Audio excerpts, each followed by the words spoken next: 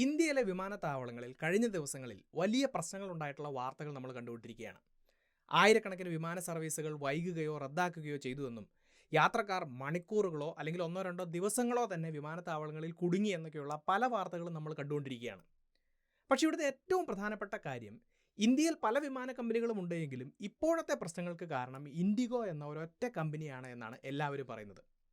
December 5-ാം തീയതി മാത്രം 1000-ലധികം വിമാന സർവീസുകളാണ് ഇൻഡിഗോ എന്ന കമ്പനിക്ക് ക്യാൻസൽ ചെയ്യേണ്ടി വരുന്നത്.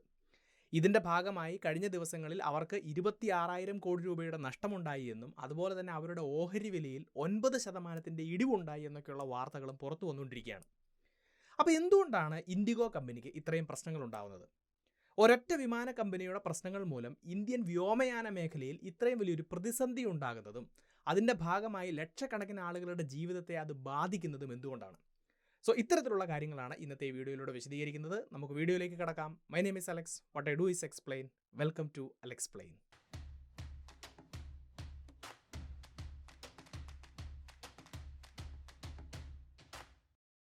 ഇപ്പോഴത്തെ ഈ ഒരു പ്രതിസന്ധിയുടെ പ്രധാനപ്പെട്ട കാരണമായി പറയുന്നത് ഇൻഡിഗോ എന്ന ഒരൊറ്റ വിമാന കമ്പനി ആയതുകൊണ്ട് തന്നെ എന്താണ് ഈ പ്രശ്നങ്ങൾക്ക് കാരണമെന്ന ചോദ്യത്തിന് അവരെന്ത് മറുപടിയാണ് കൊടുക്കുന്നതെന്ന് നമുക്ക് ആദ്യം നോക്കാം.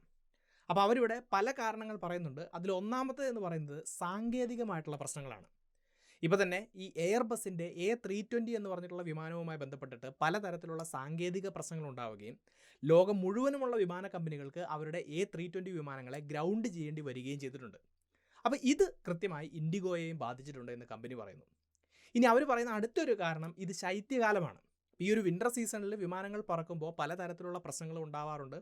അതുകൊണ്ട് തന്നെ സർവീസുകളിൽ പലതരത്തിലുള്ള തടസ്സങ്ങളും നേരിടുക എന്ന് പറയുന്നത് സ്വാഭാവികമായിട്ടുള്ളൊരു കാര്യമാണ്. അപ്പോൾ അതും ഒരു കാരണമായിട്ട് കമ്പനി ചൂണ്ടിക്കാണിക്കുന്നു. ഇനി അതുപോലെ തന്നെ ഇന്ത്യയിലെ വിമാനത്താവളങ്ങളിൽ സ്വാഭാവികമായിട്ടും പലതരത്തിലുള്ള പ്രശ്നങ്ങളും പല സമയത്തും ഉണ്ടാവാറുണ്ട്. അത്തരത്തിലുള്ള പ്രശ്നങ്ങളും ഇപ്പോഴത്തെ ഒരു പ്രതിസന്ധിക്ക് കാരണമായിട്ട് കമ്പനി ചൂണ്ടിക്കാണിക്കുന്നുണ്ട്. ഇനി ഇതിൻ്റെ എല്ലാം ഒപ്പം കമ്പനി പറയുന്ന മറ്റൊരു കാരണമാണ് ഇപ്പോഴത്തെ പ്രതിസന്ധിയുടെ യഥാർത്ഥ കാരണമായിട്ട് ഭൂരിഭാഗം ആളുകളും ചൂണ്ടിക്കാണിക്കുന്നത്. അത് ഇന്ത്യൻ വ്യോമയാന മന്ത്രാലയത്തിൻ്റെ കീഴിലുള്ള DGCA, directorate general of civil aviation, ഈ അടുത്ത കാലത്ത് നടപ്പിലാക്കിയ FDTL അല്ലെങ്കിൽ ഫ്ലൈറ്റ് ഡ്യൂട്ടി ടൈം ലിമിറ്റേഷനുമായി ബന്ധപ്പെട്ടിട്ടാണ്. അപ്പോൾ അതെന്താണെന്ന് ആദ്യം മനസ്സിലാക്കാൻ വേണ്ടി ശ്രമിക്കാം.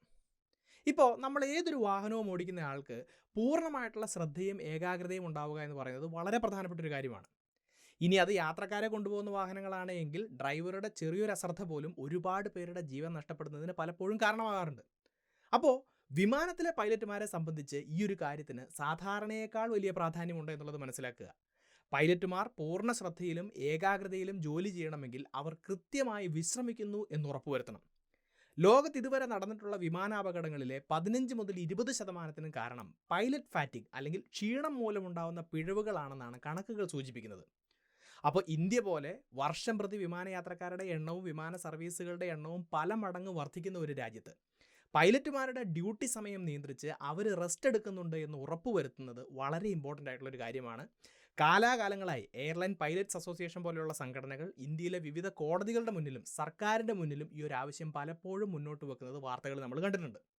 അപ്പോൾ ഇതിൻ്റെ എല്ലാം ഭാഗമായിട്ടാണ് സർക്കാർ ഈ ഒരു ഫ്ലൈറ്റ് ഡ്യൂട്ടി ടൈം ലിമിറ്റേഷൻ എന്ന പുതിയ മാനദണ്ഡങ്ങൾ മുന്നോട്ട് വെച്ചത്.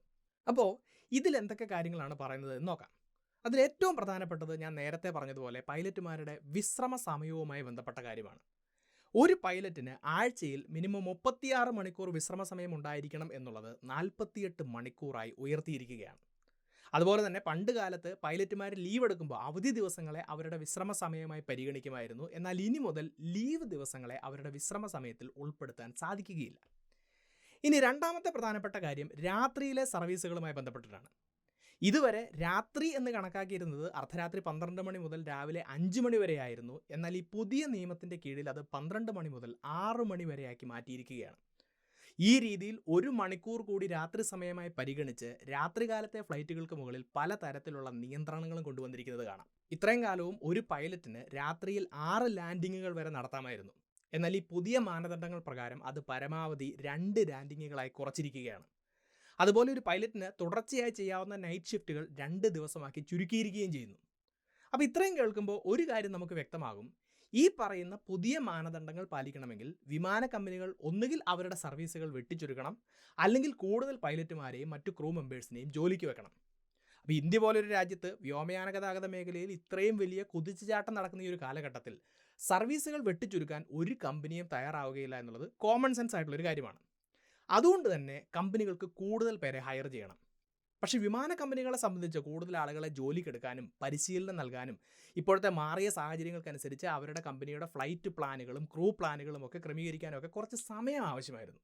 അപ്പോൾ അതുകൊണ്ടാണ് 2024 ജൂൺ മാസത്തിൽ ഈ പുതിയ FDTL മാനദണ്ഡങ്ങൾ നിലവിൽ വരും എന്ന് ആദ്യം തീരുമാനിച്ചിരുന്നുവെങ്കിലും വിമാന കമ്പനികളുടെ അഭ്യർത്ഥന പ്രകാരം ഒരു വർഷത്തോളം നീട്ടിവെച്ച് 2025 ജൂലൈ 2025 നവംബർ എന്നീ മാസങ്ങളിലായിട്ട് 2 ഘട്ടങ്ങളിലായിട്ട് ഇത് നടപ്പിലാക്കാൻ വേണ്ടിയിട്ട് ഗവൺമെൻറ് തീരുമാനിക്കുന്നത്. അങ്ങനെയാണ് കഴിഞ്ഞ നവംബറിൽ പൂർണ്ണമായിട്ടും പുതിയ FDTL മാനദണ്ഡങ്ങൾ നടപ്പിലാക്കുന്നത്. അപ്പോൾ ഈ FDTL നിയമങ്ങളാണ് ഇപ്പോഴത്തെ പ്രതിസന്ധിയുടെ ഒരു പ്രധാനപ്പെട്ട കാരണമായിട്ട് ഇൻഡിഗോ കമ്പനി ചൂണ്ടിക്കാണിക്കുന്നത്. പക്ഷേ ഇവിടെ ഉയർന്നു വരുന്ന ഒരു പ്രധാനപ്പെട്ട സംശയം, ഈ പുതിയ മാനദണ്ഡങ്ങൾ എല്ലാ വിമാന കമ്പനികൾക്കും ഒരുപോലെ ബാധകമാണ്. പക്ഷേ ഇൻഡിഗോയ്ക്ക് മാത്രമാണ് ഇത്രയധികം പ്രശ്നങ്ങൾ ഉണ്ടാകുന്നത്. മറ്റ് കമ്പനികളുടെ പ്രവർത്തനങ്ങൾ സാധാരണ രീതിയിൽ തന്നെ മുന്നോട്ട് പോവുകയും ചെയ്യുന്നുണ്ട്. ഇതിൻ്റെ കാരണം എന്തായിരിക്കും? അപ്പോൾ ഇതിൻ്റെ ഒന്നാമത്തെ കാരണമായിട്ട് പലരും പറയുന്നത് അത് ഇൻഡിഗോയുടെ ബിസിനസ് സ്ട്രാറ്റജിയുടെ ചില പോരായ്മകളാണ്. ലീൻ മാൻ പവർ സ്ട്രാറ്റജി, അതായത് വളരെ കുറച്ച് സ്റ്റാഫിനെ മാത്രം ഉപയോഗിച്ച് ബിസിനസ് മുന്നോട്ട് കൊണ്ടുപോകാനാണ് ഇൻഡിഗോ കമ്പനി ശ്രമിക്കുന്നത്. മറ്റു വിമാന കമ്പനികൾ ഈ പുതിയ മാനദണ്ഡങ്ങളുടെ ഭാഗമായിട്ട് കൂടുതൽ പൈലറ്റുമാരെയും മറ്റ് ജോലിക്കാരെയും ഒക്കെ ഹയർ ചെയ്ത് മുന്നോട്ട് പോകുമ്പോൾ ഇൻഡിഗോ ഏറെക്കുറെ നിലവിലുള്ള മാൻ പവർ തന്നെ ഉപയോഗിക്കാൻ വേണ്ടി ശ്രമിക്കുകയാണ്. ഇപ്പോൾ തന്നെ ടൈംസ് ഓഫ് ഇന്ത്യ പുറത്തുവിട്ടിട്ടുള്ള ചില കണക്കുകൾ പരിശോധിച്ചാൽ ഇന്ത്യയിലെ വിമാന കമ്പനികളുടെ പൈലറ്റ് ടു പ്ലെയിൻ റേഷ്യോ, അതായത് വിമാനവും പൈലറ്റുമാരും തമ്മിലുള്ള അനുപാതം നോക്കുകയാണെങ്കിൽ ഇൻഡിഗോയ്ക്ക് അത് വെറും 13 മാത്രമാണ് എന്നും അത് മറ്റ് കമ്പനികളെക്കാൾ വളരെ കുറവാണ് എന്നും കാണാൻ സാധിക്കും. അപ്പോൾ ഇത്തരത്തിൽ മറ്റ് കമ്പനികൾ കൂടുതൽ ആളുകളെ ഹയർ ചെയ്ത് അവരുടെ ചിലവിൽ വലിയ വർധനവുണ്ടാകുമ്പോൾ ഇൻഡിഗോ കമ്പനി അവരുടെ ചിലവ് നിയന്ത്രിച്ച് ലാഭം വർദ്ധിപ്പിച്ച് ഇതേ സ്റ്റാഫുമായിട്ട് മുന്നോട്ട് പോകുന്നു. ഇനി ഇത് മാത്രമല്ല, ഇൻഡിഗോ കമ്പനിയുടെ മറ്റൊരു വലിയ പ്രത്യേകത എന്ന് പറയുന്നതാണ് റെഡ് ഐ സർവീസുകൾ എന്ന് പറയുന്നത്. ഈ റെഡ് ഐ സർവീസ് എന്താണെന്ന് വെച്ച് കഴിഞ്ഞാൽ രാത്രി കാലങ്ങളിൽ നടത്തുന്ന സർവീസുകളെയാണ് അങ്ങനെ വിളിക്കുന്നത്. രാത്രിയിൽ യാത്ര ചെയ്യുന്ന ആളുകൾക്ക് ഉറക്കം തടസ്സപ്പെടുകയും അതിൻ്റെ ഭാഗമായിട്ട് അവരുടെ കണ്ണുകൾ ചുവപ്പ് നിറമാകുകയും ചെയ്യുന്നു എന്നതിൻ്റെ അടിസ്ഥാനത്തിലാണ് ഈ രാത്രി സർവീസുകളെ റെഡ് ഐ സർവീസുകൾ എന്ന് പൊതുവെ വിളിക്കുന്നത്. അപ്പോൾ ഇൻഡിഗോയുടെ മുഴുവൻ സർവീസുകളുടെയും വലിയൊരു ഭാഗം ഇത്തരത്തിലുള്ള റെഡ് ഐ ഫ്ലൈറ്റുകളായിരുന്നു എന്ന് മാത്രമല്ല, ഇന്ത്യയിൽ ഏറ്റവും കൂടുതൽ ലേറ്റ് നൈറ്റ് സർവീസുകൾ നടത്തുന്ന ഒരു കമ്പനിയും ഇൻഡിഗോ ആയിരുന്നു എന്ന് നമുക്ക് കാണാം. അപ്പോൾ ഈ പുതിയ FDTL മാനദണ്ഡങ്ങൾ വന്നതോടുകൂടി 12 മണി മുതൽ 6 മണി വരെയുള്ള സർവീസുകളെ രാത്രി സർവീസുകളായി പരിഗണിക്കുകയും അത്തരം സർവീസുകൾക്കും പൈലറ്റ് അടക്കമുള്ള ക്രൂ മെമ്പേഴ്സിനും വലിയ രീതിയിലുള്ള നിയന്ത്രണങ്ങൾ ഏർപ്പെടുത്തുകയും ചെയ്തതോടുകൂടി ആവശ്യത്തിന് ക്രൂ ഇല്ലാതെ ഇൻഡിഗോ കുഴപ്പത്തിലാവുകയാണ്. ഇപ്പോൾ കണക്കുകൾ സൂചിപ്പിക്കുന്നത് 400 വിമാനങ്ങളും ദിവസം പ്രതി 2300ഓളം സർവീസുകളും നടത്തുന്ന ഇൻഡിഗോയുടെ ഇപ്പോഴത്തെ സർവീസുകൾ ഇതുപോലെ മുന്നോട്ട് കൊണ്ടുപോകാൻ അവർക്ക് കുറഞ്ഞത് 2422 ക്യാപ്റ്റന്മാരുടെയും 2153 ഫസ്റ്റ് ഓഫീസർമാരുടെയും ആവശ്യമുണ്ടെന്നാണ്. എന്നാൽ നിലവിലത്തെ പൈലറ്റുമാരുടെ എണ്ണം അതിലും ഒരുപാട് കുറവാണ് എന്ന് കണക്കുകൾ സൂചിപ്പിക്കുന്നു. അപ്പോൾ നിലവിലെ പുതിയ മാനദണ്ഡങ്ങൾക്കനുസരിച്ചിട്ടുള്ള മാറ്റങ്ങൾ വരുത്താൻ സർക്കാർ 18 മാസത്തോളം സമയം അനുവദിച്ചിട്ടും കമ്പനിയുടെ സ്ട്രാറ്റജിയിലോ സ്റ്റാഫിൻ്റെ എണ്ണത്തിലോ മാറ്റങ്ങൾ വരുത്താൻ ഇൻഡിഗോ കാണിച്ച വിമുഖതയാണ് ഇപ്പോഴത്തെ പ്രതിസന്ധിയുടെ പ്രധാന കാരണമെന്ന് ഇപ്പോൾ നിങ്ങൾക്ക് മനസ്സിലായിട്ടുണ്ടാവും. എന്നാൽ ഇതോടൊപ്പം മനസ്സിലാക്കേണ്ട മറ്റൊരു പ്രധാനപ്പെട്ട കാര്യം കൂടിയുണ്ട്.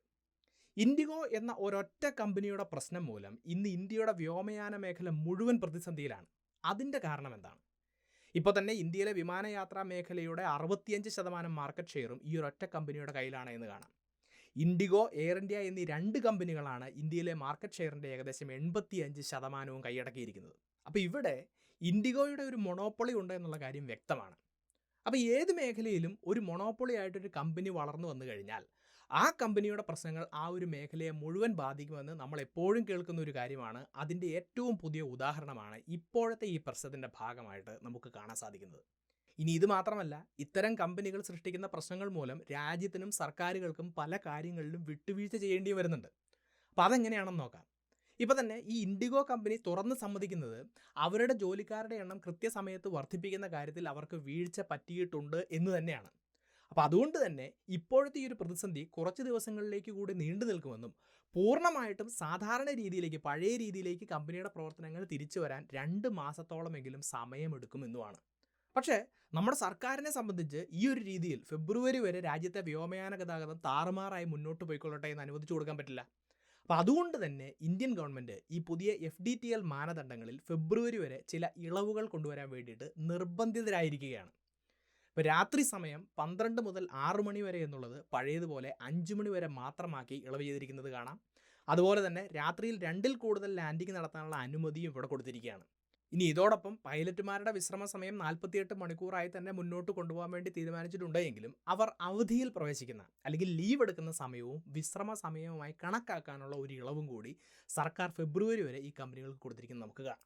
അപ്പോൾ നമ്മുടെ വിമാനയാത്രയുടെ സുരക്ഷ ഉറപ്പുവരുത്താനായിട്ടാണ് സർക്കാർ ഈ മാറ്റങ്ങളെല്ലാം കൊണ്ടുവന്നത്. ഇപ്പോഴിതാ ഈ മാർക്കറ്റ് അടക്കി വാഴുന്ന മൊണോപ്പൊളി ആയിട്ടുള്ള ഒരു കമ്പനിയുടെ കയ്യിലിരിപ്പ് കൊണ്ട് മാത്രം ആ സുരക്ഷാ മാനദണ്ഡങ്ങളിലെല്ലാം താൽക്കാലികമായിട്ടെങ്കിലും വെള്ളം ചേർക്കേണ്ട ഒരവസ്ഥ വന്നിരിക്കുകയാണ്. അപ്പോൾ ഇത് യാത്രക്കാരുടെ ഭാഗത്തു നിന്നും അതുപോലെ തന്നെ പൈലറ്റുമാരുടെ ഭാഗത്തു നിന്നും എല്ലാം വിമാനയാത്രയുടെ സുരക്ഷയെ സംബന്ധിച്ച് വലിയ വിമർശനങ്ങൾക്ക് കാരണമാവുകയും ചെയ്തിരിക്കുന്നു എന്നുള്ള കാര്യം മനസ്സിലാക്കുക. ഇനി ഇവിടെ പല ഭാഗത്തു നിന്നും ഇൻഡിഗോയ്ക്ക് നേരെ വലിയൊരു ആരോപണവും ഉയർന്നു വരുന്നുണ്ട്.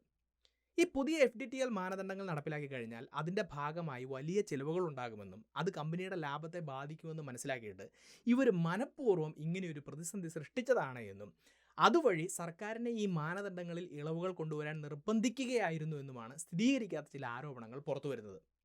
അപ്പോൾ അതിൻ്റെ സത്യാവസ്ഥ എന്താണെന്ന് മനസ്സിലാക്കാൻ വേണ്ടിയിട്ട് ഇന്ത്യൻ ഗവൺമെൻറ്റിൻ്റെ നേതൃത്വത്തിൽ തന്നെ ഇൻഡിഗോ കമ്പനിക്കെതിരെ അന്വേഷണങ്ങൾ ആരംഭിച്ചിട്ടുണ്ട് എന്നുള്ള കാര്യവും മനസ്സിലാക്കുക. സോ ഇന്ത്യൻ വ്യോമഗതാഗത മേഖല ഇപ്പോൾ നേരിട്ടുകൊണ്ടിരിക്കുന്ന ഈ പ്രതിസന്ധിയുടെ കാരണം എന്താണ് എന്നും ഇൻഡിഗോ കമ്പനി ഈ പ്രതിസന്ധിയുടെ ഭാഗമാകുന്നത് എങ്ങനെയാണ് എന്നും ഈ മേഖലയിലെ മൊണോപ്പൊളി നമ്മുടെ വിമാനയാത്രാ സുരക്ഷയ്ക്ക് തന്നെ വെല്ലുവിളിയാകുന്നത് എങ്ങനെയാണെന്നുമെല്ലാം ഇന്നത്തെ ഈ ഒരു വീഡിയോയിലൂടെ നിങ്ങൾക്ക് മനസ്സിലാക്കാൻ സാധിച്ചിട്ടുണ്ട് എന്ന് വിശ്വസിക്കുന്നു. അതുകൊണ്ട് തന്നെ ഈ വീഡിയോയെക്കുറിച്ചും ഈ വിഷയത്തെക്കുറിച്ചുമുള്ള നിങ്ങളുടെ അഭിപ്രായങ്ങളും നിർദ്ദേശങ്ങളും സംശയങ്ങളും നിങ്ങൾക്കറിയാവുന്ന എക്സ്ട്രാ പോയിന്റുകളും നിങ്ങൾ തീർച്ചയായിട്ടും കമൻറ്റ് ബോക്സിൽ രേഖപ്പെടുത്തുക. ഈ ഒരു വീഡിയോ മറ്റുള്ളവർ കാണുന്നത് നല്ലതാണെന്ന് തോന്നുന്നുണ്ടെങ്കിൽ തീർച്ചയായിട്ടും നിങ്ങൾ ഈ വീഡിയോ ഷെയർ ചെയ്യുക. ഇതുപോലത്തെ നല്ല നല്ല ടോപ്പിക്സുമായി വീണ്ടും വരുന്നതുവരേക്കും നന്ദി.